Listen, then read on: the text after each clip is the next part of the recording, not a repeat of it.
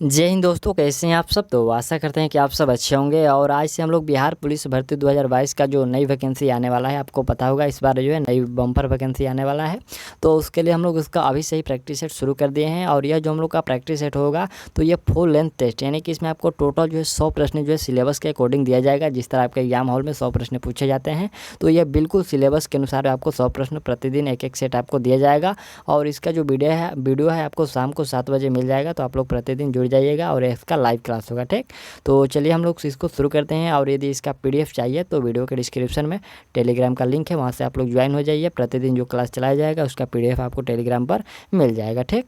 तो चलिए हम लोग इसको शुरू करते हैं। और यहाँ से हम लोग का देखिए, यहाँ से प्रैक्टिस सेट जो हम लोग का मॉडल प्रैक्टिस सेट है वो 1 है। इसमें आपका सिलेबस की हम लोग बात कर लेते हैं। तो थोड़ा सा हम लोग सिलेबस जान लेते हैं। इसमें देखिए, इस सेट में आपको 10 प्रश्न हिंदी को मिलेगा, 5 जो प्रश्न है अंग्रेजी का मिलेगा, और जो 10 प्रश्न है ये आपको मैथ का मिलेगा। तो ये हो गया 25 प्रश्न। और बाकी जो बचा आपका 75, तो उसमें जीके और जीएस का प्रश्न सम्मिलित किया गया है, ठीक। प्रतिदिन आप लोग एक एक सेट अभी से ही लगाना शुरू कर दीजिए, क्योंकि इस बार जो आपका नई वैकेंसी में आपको अधिक पद रहने वाला है। आप लोग इस बार जो है आपका सिलेबस सिलेक्शन जो है लेकर रहना है, ठीक। चलिए, यहाँ से आपका पहला जो प्रश्न है, कह रहा है कि देखिए प्रश्न निर्देश दिया गया है। यहाँ पर हिंदी से शुरू होता है। कह रहा है कि निर्देश में कि प्रश्न संख्या 1 से 2 तक नीचे दिए गए वाक्यों में काले शब्दों के पर्याय, यहाँ पर पर्यायों के लिए 4 विकल्प दिए गए हैं। उचित विकल्प का आपको चुनना है। देखिए यहाँ पर पहला प्रश्न है कि बहेलिया छिपकर शिकार करता है। तो देखिए यहाँ पर बहेलिया का पर्यायवाची क्या होगा। तो बहेलिया का जो पर्यायवाची होगा यहाँ पर ब्याघ होगा। क्या होगा? ब्याघ। ऑप्शन आपका जो बी इसमें करेक्ट होगा।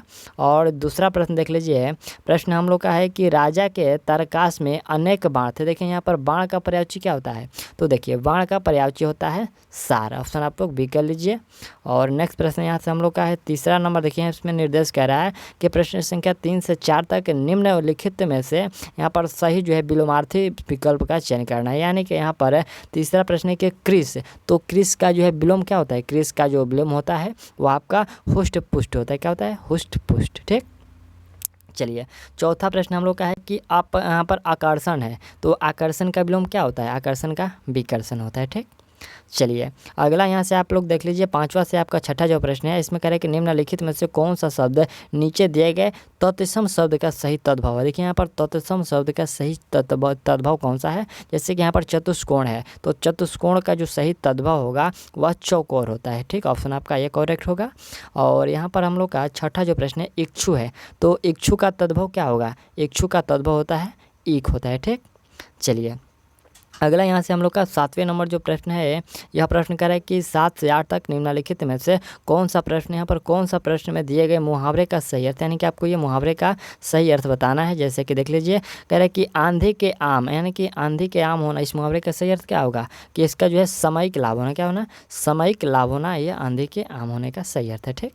चलिए अगला यहाँ से हम लोग का जो है प्रश्न 8 नंबर है, कह रहा है कि घड़ों पानी पड़ना। घड़ों पानी पड़ना, इस मुहावरे का सही अर्थ क्या होगा। तो इसका सही अर्थ होता है कि अत्यधिक जो है लज्जित होना, ठीक। अत्यधिक लज्जित होना।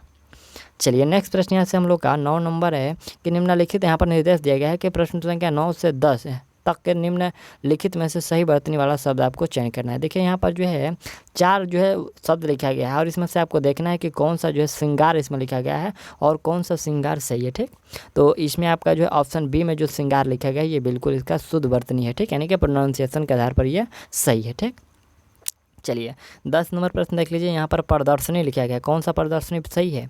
तो इसमें जो आपका प्रदर्शनी है वह सी ऑप्शन वाला प्रदर्शनी जो है बिल्कुल करेक्ट है। और बाकी जो प्रदर्शनी का मीनिंग लिखा गया है, प्रदर्शनी का वर्ड लिखा गया है, ये गलत लिखा गया है, ठीक। चलिए यहाँ से हम लोग का 11 नंबर प्रश्न है कि find out which part of a sentence has an error. देखिए इसमें आपको 4 वाक्यों में जो है एक वाक्य को 4 पार्ट में डिवाइड करके लिखा गया है, और इसमें आपको देखना है कि कौन से वाक्य में जो है गलत लिखा गया है या फिर गलत नहीं है। तो आपको ये नो एरर यानी कि ऑप्शन डी जो है करेक्ट कर देना है। तो कौन सा होगा, इसमें आपको एरर छांटिए कि कौन सा एरर है। तो देख लीजिए यहाँ पर हम लोग का हैविंग एग्जामिनेड, यहाँ पर हैविंग एग्जामिनेड के पहले क्या होगा कि ये हैविंग गलत होगा। यहाँ पर हैविंग की जगह पर हम लोग का आफ्टर का प्रयोग होना चाहिए था, ठीक। चलिए अगला प्रश्न हम लोग का है कि find out which part of a sentence has an error. इसमें भी आपको एरर खोजना है। और इसमें क्या होगा एरर, इसमें देखिए इसमें जो एरर होगा कि हेल्पिंग देन आउट। यहाँ पर जो ऑप्शन आप लोग सी का ये जो है ऑप्शन सी का है कि हेल्पिंग देन आउट। तो यहाँ पर हम लोग का हेल्पिंग के स्थान पर हम लोग का हेल्प होना चाहिए, यानी कि हम लोग का आईएनजी का प्रयोग बिल्कुल गलत होगा। इसमें आपका आईएनजी का प्रयोग नहीं करना है, ठीक। चलिए अगला हम लोग का 13 नंबर प्रश्न देख लीजिए। कह रहे कि choose the one which expresses the right meaning of यहाँ पर गिवन वर्ड। देखिए यहाँ पर जो है म्यूनिफिसेंट है, यहाँ पर देखिए म्यूनिफिसेंट है, तो म्यूनिफिसेंट का जो पर्यायवाची आपको बताना है, यानी कि एक्सप्रेसेस मीनिंग बताना है। तो म्यूनिफिसेंट का मतलब क्या होता है? म्यूनिफिसेंट का मतलब होता है उदार होता है। क्या होता है? सॉरी, यहाँ पर म्यूनिफिसेंट है ना जी, हाँ, तो इसका होता है उदार होता है। ठीक, तो इसमें हम लोग का गेनेरियस का मीनिंग सही होगा। क्या होगा? गेनेरियस का मतलब ही होता है उदार होता है। ठीक, चलिए अगला हम लोग यहाँ से 14 नंबर प्रश्न है कि चूज, यहाँ पर choose the word opposite in meaning of, यहाँ पर meaning to the given word. यहाँ पर देखिए अभ्योर है, तो अभ्योर का आपको विलोम खोजना है। अभ्योर का मतलब होता है घृणा करना, तो घृणा का क्या होता है विलोम? घृणा का विलोम होता है लव, यानी कि प्यार करना। ऑप्शन आपका डी बिल्कुल सही है।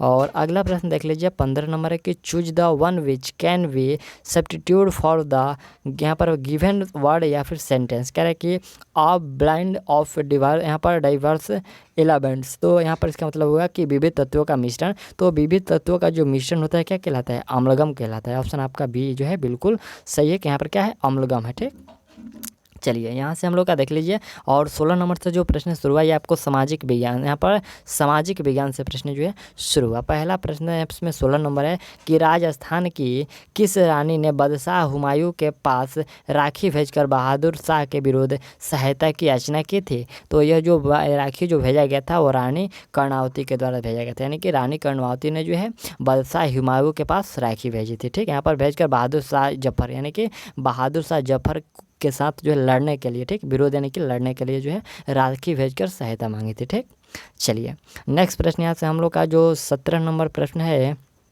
करें कि स्वतंत्रता से पूर्व भारत में कुल देशी रियासतों की संख्या कितनी थी? तो स्वतंत्रता से पूर्व जो देशी रियासतों की संख्या थी वो 562 थी। ठीक, ऑप्शन आपका जो है इसमें कौन सा? ऑप्शन सी बिल्कुल करेक्ट है। ठीक, चलिए नेक्स्ट प्रश्न यहाँ से हम लोग क्या है कि ब्रिटिश संसद ने भारतीय स्वतंत्रता अधिनियम पारित किया था कब? तो यह पारित किया गया था जुलाई 1947 में। स्वतंत्रता अधिनियम को पारित किया गया था, तो ये जुलाई 1947 में। अगला यहाँ से हम लोग का प्रश्न है कि भारत विभाजन परिषद के अध्यक्ष लॉर्ड माउंटबेटन ने भारत विभाजन की घोषणा कब की थी? तो ये भारत विभाजन का जो घोषणा किया गया था ये 3 जून 1947 को किया गया था। ऑप्शन आपका जो है सी इसमें बिल्कुल करेक्ट है। और अगला यहाँ से हम लोग का 20 नंबर जो प्रश्न है कि द्विराष्ट्र की बात सर्वप्रथम किसने की थी? तो द्विराष्ट्र का जो बात है सबसे पहले यह किया गया था मोहम्मद इकबाल के द्वारा। ठीक, ऑप्शन आप लोग ये कर लीजिए मोहम्मद इकबाल के द्वारा। और अगला जो 21 नंबर प्रश्न है कि फॉरवर्ड ब्लॉक की स्थापना किसने की थी? तो फॉरवर्ड ब्लॉक का स्थापना आपको याद रखना है ये सुभाष चंद्र बोस के द्वारा किया गया था। ऑप्शन आपका बी करेक्ट होगा। और अगला यहाँ से हम लोग का 22 नंबर प्रश्न है कि गांधी जी के विरोध के बावजूद सुभाष चंद्र बोस को कांग्रेस का अध्यक्षता कब चुना गया था? देखिए यहाँ पर जो है गांधी जी के विरोध यानी कि कहने के बावजूद भी सुभाष चंद्र बोस को जो है इसका कांग्रेस का अध्यक्ष कब चुना गया था? तो आपका राइट आंसर होगा यह 1939 में चुना गया था। कब? 1939 में। और चलिए अगला यहाँ से हम लोग का ये तो हो गया। और अगला 23 नंबर जो हम लोग का प्रश्न है, कह रहे कि 13 अप्रैल 1919 को अमृतसर में हुआ जालियांवाला बाग हत्याकांड निम्नलिखित में से किसकी गिरफ्तारी का विरोध करने के लिए हुआ था? देखिए यहाँ पर जो जालियांवाला बाग में जो सभा हो रहा था तो ये किसके जो है गिरफ्तारी के विरोध में हो रहा था? तो आपको राइट आंसर होगा, देख लीजिए यहाँ पर सत्यपाल एवं सैफुद्दीन किचलू के जो है गिरफ्तारी के विरोध में वह सभा हो रहा था। ठीक, ऑप्शन आप लोग सी कर लीजिएगा। 24 नंबर प्रश्न है कि सन 1885 में व्योमेश चंद्र बनर्जी की अध्यक्षता में भारतीय राष्ट्रीय कांग्रेस का प्रथम अधिवेशन कहाँ आयोजित किया गया था? देखिए यहाँ पर जो पहला कांग्रेस का अधिवेशन है पूछा गया है कि कहाँ जो है अधिवेशन इसका जो आयोजित किया गया था। तो चलिए ऑप्शन देख लेते हैं। यहाँ से आपका है कि कोलकाता है, लाहौर है, मुंबई है और दिल्ली है। कौन सा होगा? तो इसमें राइट आंसर होगा जो पहला कांग्रेस का अधिवेशन है तो यह मुंबई में किया गया था। ठीक, ऑप्शन आप लोग ए कर लीजिए। चलिए नेक्स्ट प्रश्न यहाँ से हम लोग का 25 नंबर है कि निम्नलिखित में से कौन सा नेता नरमपंथी नहीं था? देखिए यहाँ पर नरमपंथी दल का नहीं था, तो ये देखिए बाल गंगाधर जो तिलक है ये नरमपंथी दल के बिल्कुल नहीं थे। ठीक, चलिए अगला प्रश्न हम लोग का है कि सन 1905 में बंगाल विभाजन की घोषणा किसने की थी? तो बंगाल विभाजन का घोषणा लॉर्ड कर्जन के द्वारा किया गया था। चलिए अगला प्रश्न यहाँ से हम लोग का है कि विधानसभा के निर्वाचन के लिए न्यूनतम आयु सीमा क्या होनी चाहिए? तो न्यूनतम इसका जो आयु सीमा होता है वो 25 वर्ष होता है। ठीक, ऑप्शन आप लोग डी कर लीजिएगा 25 वर्ष। नेक्स्ट प्रश्न यहाँ से हम लोग का है कि निम्नलिखित में से किस शासक ने सम्राट हर्षवर्धन को पराजित किया था। देखिए यहाँ पर सम्राट हर्षवर्धन को पराजित किया गया था किसके द्वारा, तो यह पुलकेशिन द्वितीय ने जो है सम्राट हर्षवर्धन को पराजित किया। अगला प्रश्न यहाँ से हम लोग का है कि हिंदू विधि को किसने सर्वप्रथम हिंसावध, यहाँ पर देखिए हिंसावध जो है किया था, तो यह हिंसावध किया गया था मनु ने। ठीक। अगला प्रश्न हम लोग का है कि मुगल सम्राट बहादुर शाह जफर की मृत्यु कहाँ हुई थी, तो उनकी मृत्यु रंगून में हुई थी। ठीक। अगला प्रश्न है कि भारत में कल लाइट, यहाँ पर देखिए कल लाइट सिग्नलिंग, यहाँ पर सिग्नलिंग का शुरुआत जो है किस वर्ष की गई थी, तो इसका शुरुआत 1928 में किया गया था। अगला प्रश्न हम लोग का है कि प्लासी की लड़ाई में लॉर्ड क्लाइव ने किसको हराया था, तो प्लासी के युद्ध में जो है लॉर्ड क्लाइव ने सिराजुद्दौला को हराया हुआ था। प्लासी का युद्ध कब हुआ था, तो प्लासी का युद्ध आपको याद रखना है ये 1757 में हुआ था। ठीक। एक्यूरेट समय की बात हम लोग करें तो 23 जून 1757। चलिए अगला प्रश्न है कि भारतीय राष्ट्रीय कांग्रेस ने पूर्ण स्वराज की मांग की थी कब, तो देखिए यहाँ पर पूर्ण स्वराज का जो मांग किया गया था वह 1929 में किया गया था। ठीक। अगला प्रश्न है कि काजीरंगा अभयारण्य किस लिए प्रसिद्ध है, तो ये जो काजीरंगा अभयारण्य है ये एक सींग वाले काले गैंडे के लिए प्रसिद्ध है। आपको याद रखना है ये एक सींग वाले काले गैंडे के लिए प्रसिद्ध है। चलिए अगला प्रश्न यहाँ से हम लोग का 35 नंबर जो प्रश्न है यह कह रहा है कि निम्नलिखित में से किस नगर में भारतीय प्रमाणिक समय तथा स्थानीय समय समान है, तो ये जो दोनों एक समान है आपको इलाहाबाद में दोनों एक समान है। ठीक। चलिए अगला प्रश्न हम लोग का है कि 10 डाउनिंग स्ट्रीट, देखिए यहाँ पर 10 डाउनिंग जो स्ट्रीट है यह क्या है, तो यह आपको इंग्लैंड के प्रधानमंत्री का निवास है। ठीक। आपको याद रखना है इंग्लैंड के प्रधानमंत्री का निवास है 10 डाउनिंग स्ट्रीट। अगला प्रश्न है 37 नंबर, एक निम्नलिखित में से कौन सी बहुउद्देशीय परियोजना नहीं है। देखिए यहाँ पर कौन सी बहुउद्देशीय जो परियोजना नहीं है, तो आपका राइट आंसर होगा ये जो शिव समुद्रम परियोजना जो ये बहुउद्देशीय परियोजना नहीं है। ठीक। अगला यहाँ से हम लोग का प्रश्न है कि भारतीय थल सेना, यहाँ पर भारतीय थल सेना कितने कमांडो में जो है संगठित है। आपको याद रखना है ये आपको 7 क्षेत्रों में जो है ये आपको 7 कमांडो में संगठित है। ये हम लोगों ने जो है यूट्यूब पर पोल के रूप में भी डाला था, तो बहुत से बच्चे बोल रहे हैं कि 35, तो 35 कहाँ से हो जाएगा, यहाँ पर 7 होता है। ठीक। चलिए अगला यहाँ से हम लोग का 39 नंबर है कि भारत में मसालों का प्रवेश, यहाँ पर देखिए यहाँ पर मसालों का प्रदेश है किसे कहा जाता है, तो आपका राइट आंसर होगा केरल को कहते हैं मसालों का प्रदेश। ठीक। चलिए अगला प्रश्न हम लोग का 40 नंबर है कि मानवाधिकार पुरस्कार के प्रथम प्राप्तकर्ता कौन है, तो इसके प्रथम प्राप्तकर्ता नेल्सन मंडेला हैं। ठीक। चलिए अगला प्रश्न हम लोग का है कि हड़प्पा सभ्यता के अवशेष निम्नलिखित स्थान में से कहाँ प्राप्त नहीं हुए। देखिए यहाँ पर जो है कहाँ पर प्राप्त नहीं हुए हैं, लोथल है, कालीबंगा है, नागार्जुन कोंडा है और रोपड़ है। कौन सा होगा, तो इसमें आपका जो है नागार्जुन कोंडा में कोई अवशेष नहीं मिला है। ठीक। अगला प्रश्न है कि पश्चिमी और पूर्वी घाट कहाँ मिलते हैं, तो पश्चिमी और जो पूर्वी घाट हैं ये दोनों पाल घाट पर मिलते हैं। ठीक। अगला प्रश्न हम लोग का है कि भारत में रेल मार्ग की लंबाई इस समय कुल कितनी है, तो इस समय जो है कुल कितनी पूछा गया है, तो ये आपको 63,140 किलोमीटर है। ठीक। चलिए नेक्स्ट प्रश्न है कि हुमायूं नामा किसकी रचना है, तो ये हुमायूं जो नामा है गुलबदन बेगम की रचना है। नेक्स्ट प्रश्न यहाँ से हम लोग का 45 नंबर है कि निम्नलिखित में से लैंड ऑफ गोल्डन पैगोंडा कहा जाता है। लैंड ऑफ गोल्डन पैगोंडा किसको कहते हैं, तो आपका राइट आंसर होगा यह म्यांमार को कहा जाता है। अगला प्रश्न यहाँ से हम लोग का 46 नंबर जो प्रश्न है कह रहे कि जोरास्ट्रियन कहलाते हैं, क्या कहलाते हैं, तो जोरास्ट्रियन जो होता है वो अग्नि पूजक जाति के लोग को जोरास्ट्रियन कहते हैं। ठीक। चलिए अगला प्रश्न है कि पैगोंडा क्या है, यहाँ पर देखिए वो दूसरा था पैगोंडा और यहाँ पर सिर्फ पैगोंडा है, तो इसको जो है बौद्ध मंदिर को पैगोंडा कहते हैं। ठीक। चलिए अगला प्रश्न है कि प्रशासनिक दृष्टि से अब भारत कितने राज्यों एवं केंद्र शासित प्रदेशों में विभाजित है, तो अब यहाँ पर जो हम लोग का बात करना है कि कितने राज्यों और केंद्र शासित प्रदेश में विभाजित है, तो आपका 29 राज्य और जो 7 केंद्र शासित प्रदेशों में विभाजित है। ऑप्शन आपका इसमें डी जो होगा वो करेक्ट होगा। ठीक। यहाँ पर है कि दिल्ली राष्ट्रीय राजधानी क्षेत्र है। ठीक। अगला यहाँ से प्रश्न है कि संयुक्त राष्ट्र शिक्षा विज्ञान एवं सांस्कृतिक संगठन यूनेस्को का मुख्यालय कहाँ स्थित है, तो यूनेस्को का जो मुख्यालय ये पेरिस में। ठीक। पेरिस यानी कि फ्रांस में। ठीक। चलिए अगला प्रश्न है कि कैंग में होता है, क्या होता है, तो कैंग में होता है यहाँ से आपका नाभिकीय ऊर्जा उत्पादन होता है कैंग में। ठीक। चलिए नेक्स्ट यहाँ से हम लोग का प्रश्न 51 नंबर है कि राज्यसभा की पहली बैठक किस वर्ष संपन्न हुई थी, तो राज्यसभा की पहली बैठक हुई है 1952 में हुआ था। ठीक। चलिए नेक्स्ट प्रश्न यहाँ से हम लोग का है कि प्रश्न है कि होर्मुज़ जल संधि निम्नलिखित में से किन दो देशों को अलग करती है? तो ये जो होर्मुज़ है यह आपको अलग करता है ईरान एवं ओमान को। ठीक, ऑप्शन आपका डी करेक्ट होगा। और अगला प्रश्न यहाँ से हम लोग का है कि शक संवत जो 78 ईस्वी से आरंभ होता है प्रकट करता है, क्या प्रकट करता है? तो ये आपको कनिष्क का शासन काल को प्रदर्शित करता है, प्रकट करता है। अगला प्रश्न हम लोग का है कि क्यूबिज्म की चित्रण पद्धति का आविष्कार किसने किया? तो इसके जो आविष्कार किया गया था पाब्लो पिकासो के द्वारा। ठीक, आपको है पाब्लो पिकासो के द्वारा। ठीक, अगला प्रश्न हम लोग का है कि मुस्लिम लीग ने मुक्ति दिवस कब मनाया था? तो ये मुक्ति दिवस 1939 में मनाया गया था, ये मुस्लिम लीग के द्वारा। ठीक, चलिए अगला यहाँ से हम लोग का 56 नंबर प्रश्न है कि नृत्यांगना सोलन मानसिंह प्रमुख यहाँ पर प्रमुख रूप से संबंधित है किससे? तो यह संबंधित है भरतनाट्यम से। ठीक, यहाँ पर है कि सोलन मानसिंह संबंधित है, तो ये भरतनाट्यम से। और अगला प्रश्न यहाँ से हम लोग का है कि भारत में टीन केवल एक ही स्थान पर पाया जाता है, वह कहाँ पर? तो टीन एक ही स्थान पर वह केवल जो है हजारीबाग झारखंड में पाया जाता है। अगला प्रश्न है कि तंजौर के बृहद मंदिर का निर्माण ने किया था। देखिए यहाँ पर तंजौर के जो बृहदेश्वर मंदिर का निर्माण है यह किसके द्वारा? तो यह जो है राजा चोल के द्वारा करवाया गया था। अगला प्रश्न हम लोग का है कि पेंटागन क्या है? तो ये जो पेंटागन है एक अमेरिका के रक्षा विभाग का कार्यालय है, उसको पेंटागन कहते हैं। ठीक, चलिए अगला प्रश्न हम लोग का 60 नंबर बहुत ही अच्छा प्रश्न है कि आसवान बांध किस नदी पर बना है?